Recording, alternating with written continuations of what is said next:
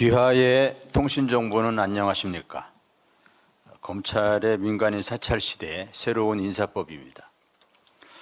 검찰이 완전히 제정신이 아닙니다. 검찰이 무차별적으로 통신정보를 조회한 사실이 드러났습니다. 통신정보를 조회당한 사람이 무려 3,000명에 이른다는 증언도 나왔습니다. 통신정보는 서울중앙지검 반부패 수사 일부에서 조회했습니다. 김만배 씨와 신학림 위원장을 윤석열 대통령 후보 명예훼손 혐의로 재판에 넘긴 곳입니다.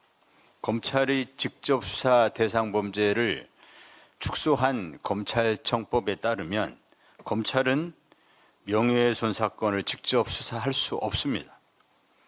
법을 어겨가면서 명예훼손 수사를 하면서 무차별적으로 민간인 사찰까지 저지른 것입니다. 윤 대통령은 과거 공수처의 통신 조회에 대해서 이렇게 말한 바 있습니다. 이거 미친 사람들 아닙니까? 또 윤 대통령은 과거 검찰총장 시절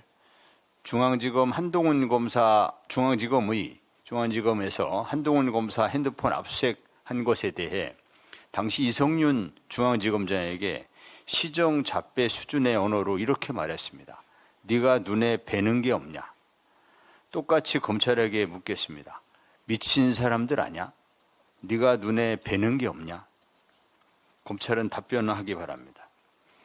검찰은 통신조회를 무슨 명목으로 몇 명을 대상으로 했는지 밝혀야 합니다. 여기에 검찰이 밝혀야 할 것이 또 하나 있습니다.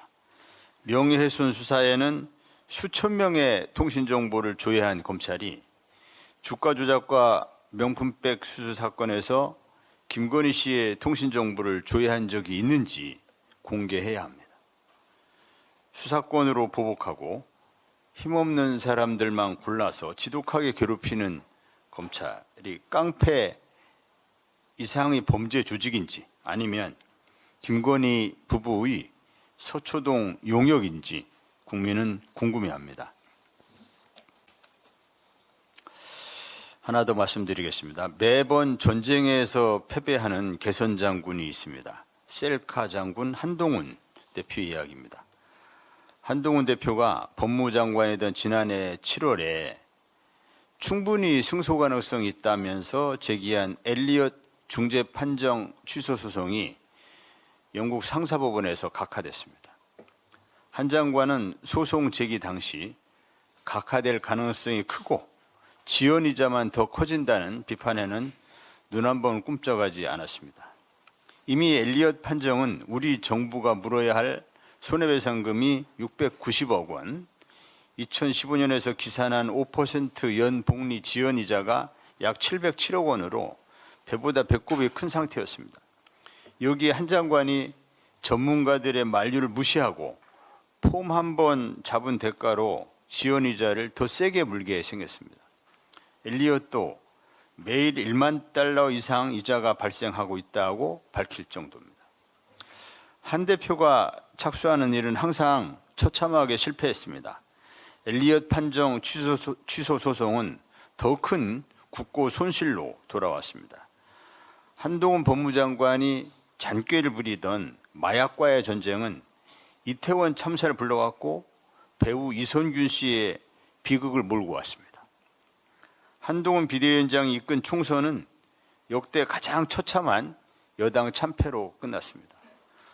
한동훈 장관 시절에 그 무수히 많던 인사 참사는 말할 것도 없습니다. 한 대표는 일을 시작할 때 개선식을 하고 처참하게 패배한 뒤에는 아무런 책임을 지지 않습니다. 매번 패배하는 개선장군이라는 기괴한 캐릭터가 탄생합니다. 손대는 것마다 큰 사고가 터지는 한동훈 대표가 더는 국무위원이 아닌 게 다행스럽습니다만 여당 대표로 국정에 악영향을 미칠까 우려스럽습니다. 국민은 이미 무능하고 사악한 윤석열 정권에 지친 상태입니다. 한 대표까지 인기만을 의식해서 국민을 더 큰 불행에 빠뜨리지 않았으면 좋겠습니다. 한 대표가 역시 윤석열 대통령이 그랬듯이 아무것도 안 하면 아무 참사도 일어나지 않습니다. 이상입니다.